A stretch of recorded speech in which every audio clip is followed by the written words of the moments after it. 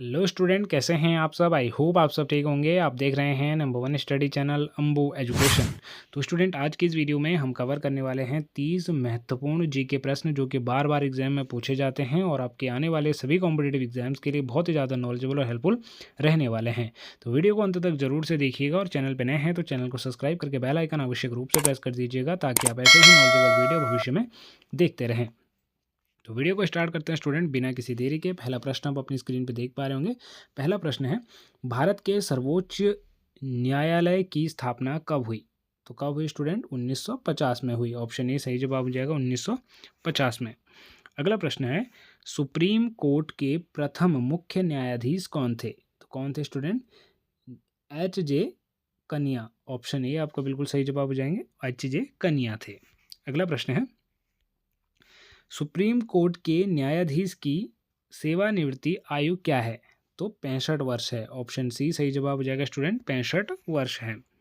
अगला प्रश्न है स्टूडेंट, उच्च न्यायालय के न्यायाधीश की सेवानिवृत्ति की आयु क्या है। तो उच्च न्यायालय के जो न्यायाधीश हैं उनकी सेवानिवृत्ति की आयु 62 वर्ष है। ऑप्शन बी 62 वर्ष आपका बिल्कुल सही जवाब हो जाएगा स्टूडेंट, 62 वर्ष।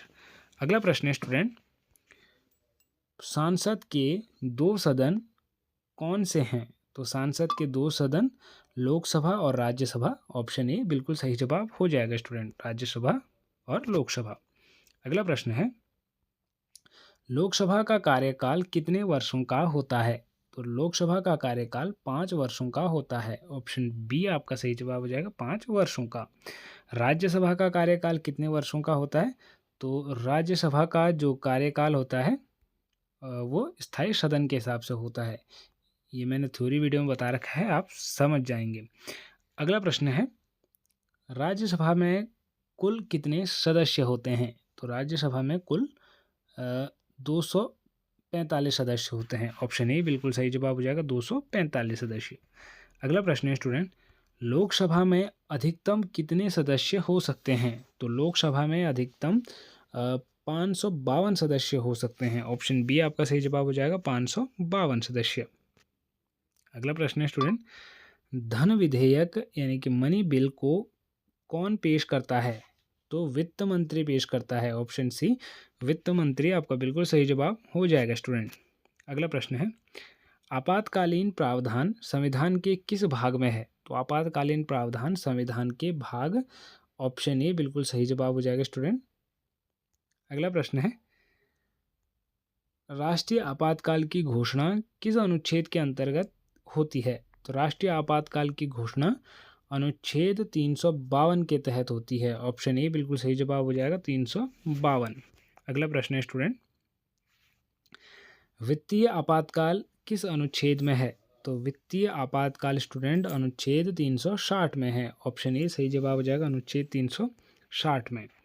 अगला प्रश्न है, राज्य आपातकाल किस अनुच्छेद में है। तो किस अनुच्छेद में स्टूडेंट? 356 में है। ऑप्शन ए आपका सही जवाब हो जाएगा, 356। अगला प्रश्न है, अब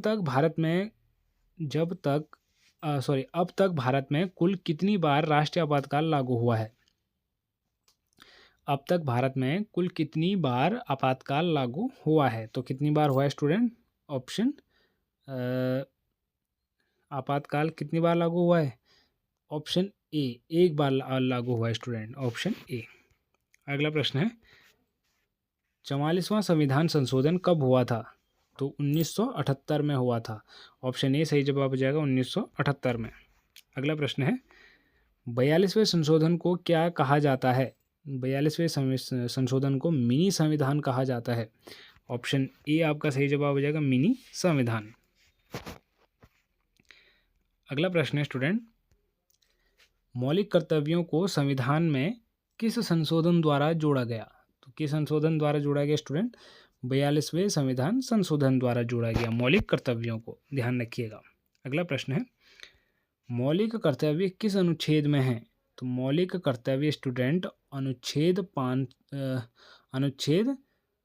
51 ए में है, अनुच्छेद 51 ए में। अगला प्रश्न है, संविधान में भाषा सूची किस अनुसूची में दी गई है।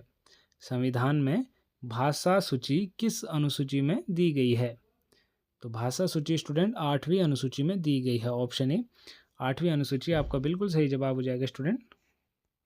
अगला प्रश्न है, 8वीं अनुसूची में किस 8वीं अनुसूची में प्रारंभ 8वीं अनुसूची में प्रारंभ में कितनी भाषाएं थी? तो 14 भाषाएं थी स्टूडेंट। ऑप्शन ए बिल्कुल सही जवाब हो जाएगा, 14 भाषाएं थी। अगला प्रश्न है, वर्तमान में 8वीं अनुसूची में कितनी भाषाएं हैं? तो 22 भाषाएं स्टूडेंट। ऑप्शन सी आपका सही जवाब हो जाएगा, 22 भाषाएं हैं। अगला प्रश्न है, पंचायती राज प्रणाली संविधान के किस भाग में है? तो पंचायती राज प्रणाली संविधान के ऑप्शन ए आपका सही जवाब हो जाएगा, भाग 9 में है। किसमें है? भाग 9 में। अगला प्रश्न है स्टूडेंट, पंचायती राज व्यवस्था किस संशोधन द्वारा जोड़ी गई? किस संशोधन द्वारा जोड़ी गई? तो संशोधन 73वें संशोधन द्वारा जोड़ी गई। ऑप्शन ए आपका सही जवाब हो जाएगा, 73वें संशोधन द्वारा।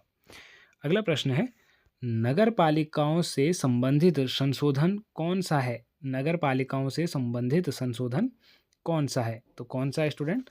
ऑप्शन ए 74वां संशोधन। कौन सा संशोधन? 74वां संशोधन जो है कि नगर पालिकाओं से संबंधित संशोधन है। ऑप्शन ए सही जवाब हो जाएगा, 74वां संशोधन। अगला प्रश्न है, राज्यपाल का कार्यकाल कितने वर्षों का होता है? तो राज्यपाल का कार्यकाल 5 वर्षों का होता है स्टूडेंट। ऑप्शन बी आपका सही जवाब है, 5 वर्षों का। अगला प्रश्न है, राज्यपाल की नियुक्ति कौन करता है? राज्यपाल की नियुक्ति कौन करता है स्टूडेंट? तो राष्ट्रपति करता है। ऑप्शन ए राष्ट्रपति आपका बिल्कुल सही जवाब है स्टूडेंट। राज्यपाल की नियुक्ति राष्ट्रपति करता है। अगला प्रश्न है, मुख्यमंत्री की नियुक्ति कौन करता है? तो मुख्यमंत्री की नियुक्ति राज्यपाल करता है स्टूडेंट। ऑप्शन ए राज्यपाल आपका बिल्कुल सही जवाब हो जाएगा, मुख्यमंत्री की नियुक्ति राज्यपाल करता है। अगला प्रश्न है, भारत का चुनाव आयोग किस अनुच्छेद में वर्णित है? भारत का चुनाव आयोग किस अनुच्छेद में वर्णित है? तो अनुच्छेद 324 में वर्णित है। ऑप्शन ए सही जवाब हो जाएगा, अनुच्छेद 324 में वर्णित है। अगला प्रश्न है, निर्वाचन आयुक्त की नियुक्ति कौन करता है? निर्वाचन आयुक्त की नियुक्ति कौन करता है? तो निर्वाचन आयुक्त की नियुक्ति स्टूडेंट ऑप्शन ए राष्ट्रपति करता है। ऑप्शन ए आपको बिल्कुल सही जवाब हो जाएगा, राष्ट्रपति। तो ये थे स्टूडेंट कुछ महत्वपूर्ण जी के प्रश्न जो कि आने वाले सभी कॉम्पिटिटिव एग्जाम्स के लिए बहुत ही ज़्यादा नॉलेजेबल और हेल्पफुल रहने वाले हैं। तो वीडियो पसंद आई हो तो वीडियो को लाइक करके चैनल को सब्सक्राइब आवश्यक रूप से कर लीजिएगा, ताकि आप ऐसे ही नॉलेजेबल वीडियो डेली बेसिस पे देखते रहें। तो मिलते हैं स्टूडेंट एक और नई नॉलेजेबल वीडियो में एक और नई इन्फॉर्मेशन के साथ। तब तक के लिए बाय बाय, टेक केयर।